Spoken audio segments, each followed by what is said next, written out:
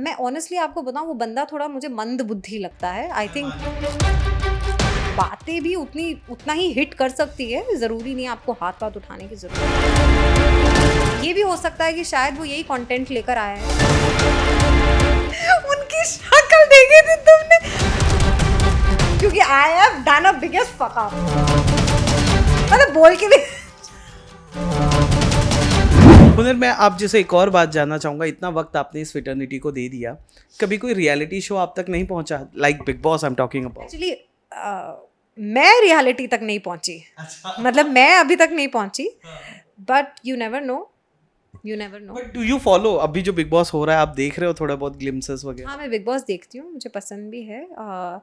Different है क्योंकि हर एक इंडिविजुअल अपने हिसाब से अपने आप को वहाँ पे लेके आता है, और हर एक इंसान अलग होता है, अलग तरीके से सोचता है, अलग तरीके से चीज़ें करता है। तो जाहिर सी बात है कि उस हिसाब से लोगों की तकरार और मसाला और तड़का तो होता ही है, क्योंकि एक ही घर में जो लोग रह रहे हैं वो कोई एक दूसरे के परिवार के लोग नहीं हैं।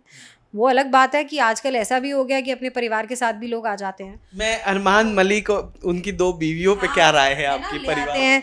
यही राय है कि आप लेकर आए हैं तो बर्दाश्त शक्ति रखिए। अगर आपके परिवार के ऊपर कोई भी क्वेश्चन उठाया जा रहा है, और अगर आपको नहीं बर्दाश्त करना है, तो अपने मुंह से बोलिए जो भी बोलना है। आप आए हैं तो ये सोच के तो आना ही चाहिए ना कि लोग कुछ ना कुछ बोलेंगे। अगर मैं हुनर आपको कहूँ आप बहुत सुंदर लगती हो, तो आपको बुरा लग गया इस बात का? नहीं, मुझे क्यों बुरा लगेगा? It's a compliment. The way Vishal को ट्रीट किया जा रहा है घर में, एंड बिग बॉस ने भी अरमान को निकालने के बजाय स्पेशल सिचुएशन कंडीशन का नाम देकर अरमान को रख लिया, इस पर क्या कहोगे आप? आई थिंक बिग बॉस अगर कुछ भी करते हैं तो उसके पीछे हमेशा कुछ ना कुछ ज़रूर होता है। मतलब वो कभी भी ऐसे ही कुछ नहीं करते। रही बात उसके एक्शन की जो उसने किया, I think it's very foolish of him. I think is a very foolish guy, Arman. ठीक है, तो ये पूरा इंसिडेंट ही बहुत उनकी तरफ से बहुत फूलिश है। एंड रही बात विशाल की, उन्होंने जो भी कहा, I think it was just his way of expressing what he felt about one of the contestants who was a part of the house. So because वो he is living in the house with those people, तो definitely आपकी कोई ना कोई opinion तो रहेगी ना जिनके साथ आप रह रहे हो, है ना? आप जानते हो, आप मेकअप रूम में भी जब कभी कभार ऐसे हो जाता है कि किसी के साथ आप शेयर करते हो, तो आपकी उनको लेके भी कोई ना कोई ओपिनियन हो जाती है। तो आपका अगर हार्ट जो है वो क्लीन है और इंटेंशंस जो है वो सही है, तो आपको क्या प्रॉब्लम है किसी को कुछ कहने में? और वैसे ही उन्होंने अपनी बात जो है अरमान के सामने रखी, विशाल ने। अब उन्होंने इस तरीके से रिएक्ट किया, वो उनकी फूलिशनेस है। तो I think he is a foolish guy. अच्छा, मेरे को एक और बात जानना है हुनर, हाल ही में अरमान ने नॉमिनेट किया विशाल को। अब ये बात तो हो गई, आपने थप्पड़ मार दी, बात खत्म हो गई थी, लेकिन नॉमिनेट करते हुए उन्होंने उसे मेडल पहना और कहा कि लड़कियां अब घर में सेफ फील नहीं कर रही हैं विशाल की वजह से, और कुछ लड़कियों ने तो छोटे कपड़े पहनने छोड़ दिए। उन्होंने अपनी बीवी कृतिका का नाम लिया और चंद्रिका का नाम लिया। Now I have a question कि छोटे कपड़े यानी लड़कियों के कपड़ों के लेंथ और उनके सिक्योरिटी का क्या लेना देना है? प्लीज़ मुझे explain। एक तो पहली बात तो आई फील दिस गाय, ये हुएवर दिस गाय इज, ये अरमान जो इंसान है, ये आई थिंक ये ना खुद ही नैरेटिव सेट करता रहता है सबके लिए।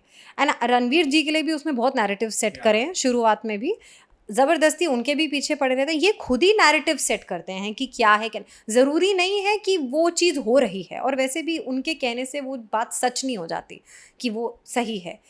तो इट्स जस्ट, एंड जैसा कि मैंने कहा, ही इज़ अ फूलिश गाय। तो एक फूलिश गाय की फूलिशनेस को तवज्जो क्यों देना है? And at the same time, coming back to your question, it's not just Armaan, a lot of men, a lot of people in fact, they have this sense, they have this way of thinking, अगर हम एक generalized way में बात करें तो, of judging people from what they wear. Okay, see what a person talks, उससे अगर आप किसी को जज कर रहे हो, then understandable, because generally तो ऐसा ही होता है, you are judged by the way you talk, है ना, and the way you behave. कपड़ा, I mean I don't understand, ये है इस समाज में जहाँ हम जी रहे हैं, वहाँ पे कुछ लोग ऐसे हैं जो आपके कपड़ों से आपको जज करते हैं। तो आई थिंक ये उनकी सोच दर्शाता है, और कुछ भी नहीं। आप होते, आखिरी सवाल, अगर आप होते इस पूरे सिचुएशन में, थप्पड़ कांड में, तो क्या आप अरमान को जाकर एक्सप्लेन करते, इनिशिएट करते कि भाई जो तूने किया, थप्पड़ तो ठीक है चल, लेकिन अब जो तू कैरेक्टर असैसिनेशन कर रहा है, हर बार रियलाइज़ करा रहा है कि मेरी बीवी अब सेफ नहीं है। सेफ अगर तूने जाके मार दिया तो घर में मर्द भी तो सेफ नहीं है ना, कल को तू किसी और को भी हाथ उठा सकता है। Same ways this can be happen कि तू और किसी ने कुछ कह दिया, तूने जाके थप्पड़ मार दिया, तो who is safe in the house?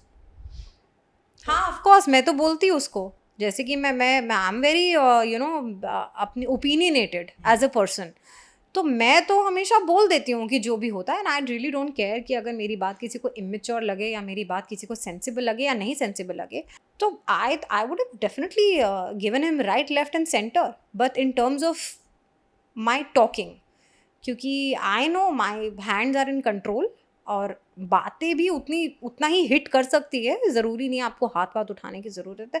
But मैं ऑनेस्टली आपको बताऊँ, वो बंदा थोड़ा मुझे मंद बुद्धि लगता है, आई थिंक। हाँ, वो बंदा मुझे थोड़ी मोटी बुद्धि का लगता है।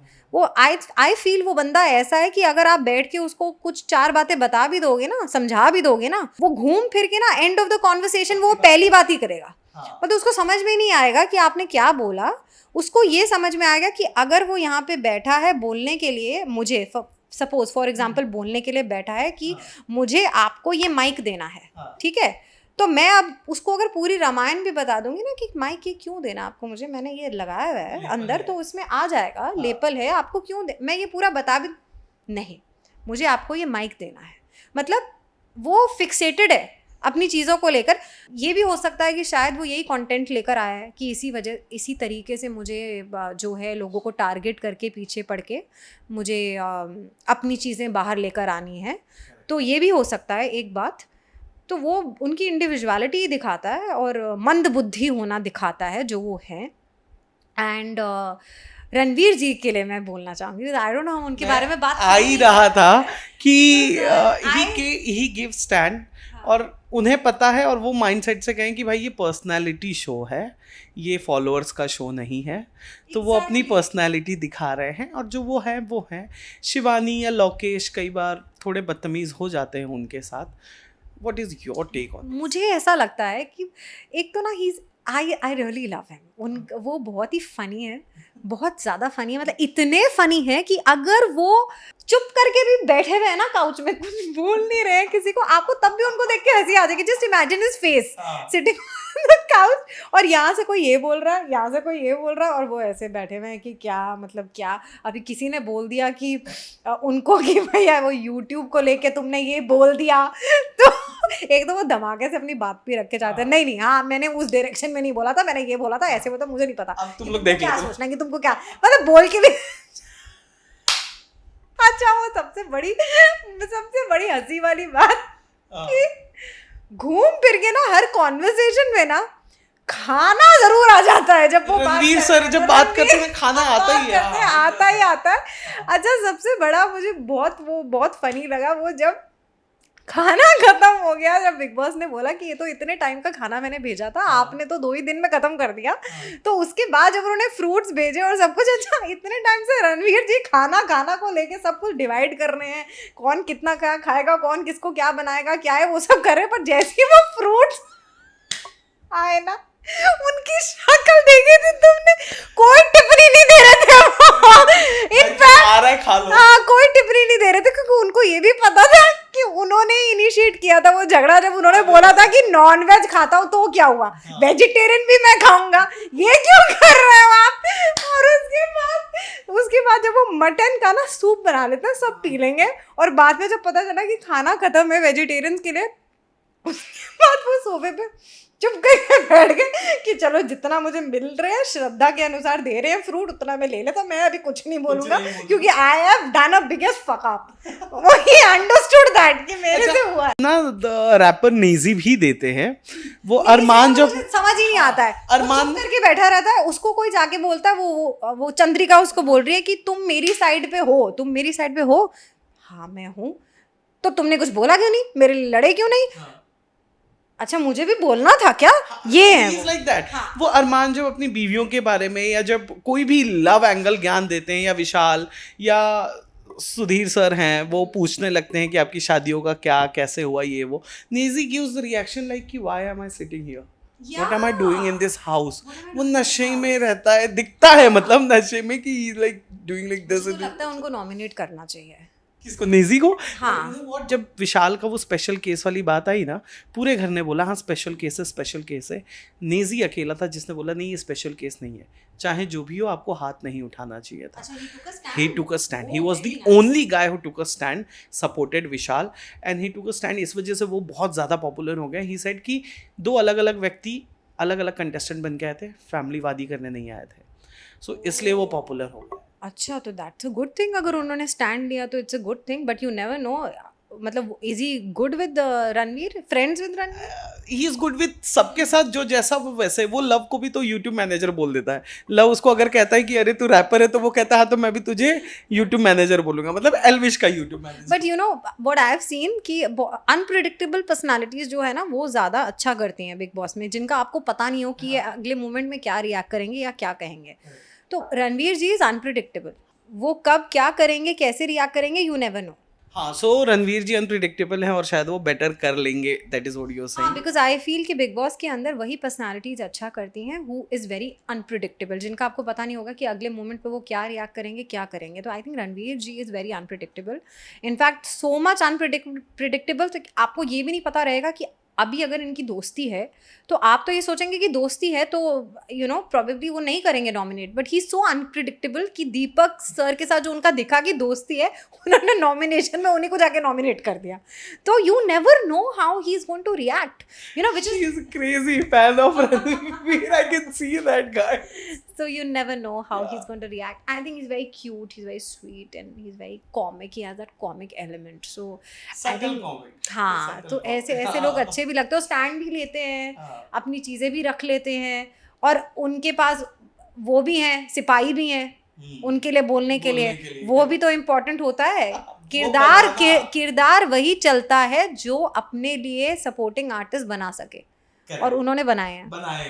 और बहुत Sorry. कम दिनों में हाँ, सॉरी मैं अगर किसी को सपोर्टिंग आर्टिस्ट बुला रही हूँ, but then yeah they are taking a stand for him, not for themselves, तो वो सपोर्टिंग एक्टर उनके लिए हो गए ना। तो थैंक यू सो मच हुनर जी। ये थी हुनर जी, जिनका बिग बॉस पे लेके बहुत सीधा सटीक जवाब है, बहुत ही कंसेप्ट क्लियर है इनका। हम आगे भी बिग बॉस से इन रिगार्डिंग आपसे बात करते रहेंगे और आपका इसी तरह का अनफिल्टर्ड रिएक्शन चाहेंगे जरूर। आपको कैसा लगा टेली चक्कर से बातचीत करके? बहुत अच्छा लगा, एंड टेली चक्कर के फैंस के साथ जुड़ने में भी मुझे बहुत अच्छा लगा। हाय, this is Hunar Hali and you are watching me on Telly चक्कर।